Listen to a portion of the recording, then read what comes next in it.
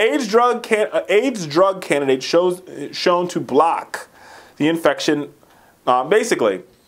And this is nothing new, but what they're saying now is for over the past 3 decades, scientists have tried to unsuccessfully develop an effective vaccine for HIV/AIDS, the virus that causes AIDS. But new research says they have created an experimental drug that will function as sort of an alternative vaccine for the virus.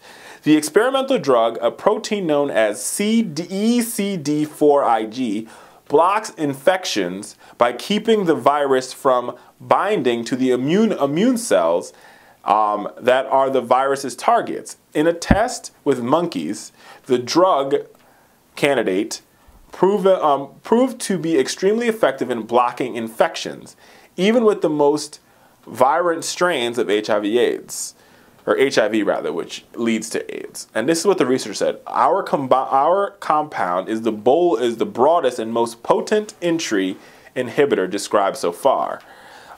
This is what one of the doctors said who works for Scripps Research Institute in Jupiter, Florida. And, you know, he's a leader of the research. Now, we have to see what happens here.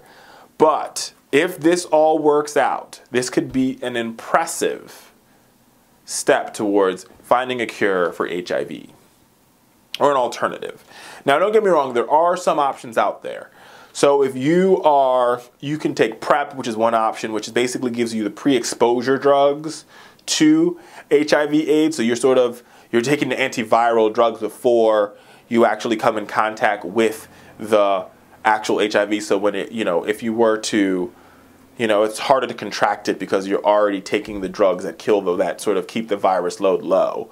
And I'm not an expert on PrEP, but you could Google it and figure it out. So here's the thing. If we're going to fund,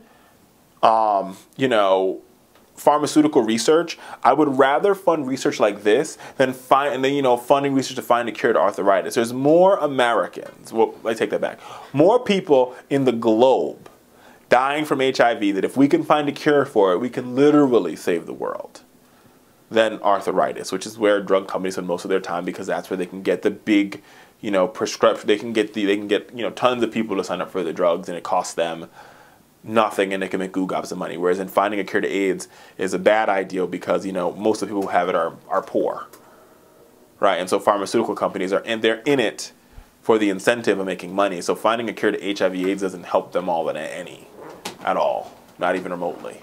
So we'll have to see what happens here, but we will keep you posted on the Fowler Show about that.